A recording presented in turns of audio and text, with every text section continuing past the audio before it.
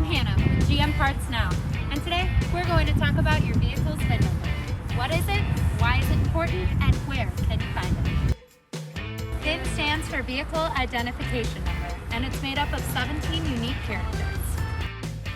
These characters are used to keep track of everything that happens to your vehicle, from oil changes to accidents to how many times it's been bought or sold. You can track all of this through your VIN.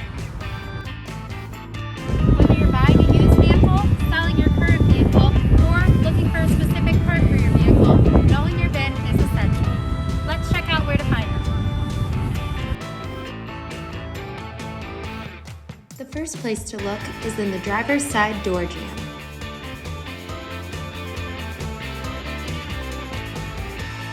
The second is at the bottom of the windshield on the driver's side. To start shopping for parts using your VIN, go to gmpartsnow.com and don't forget to subscribe below.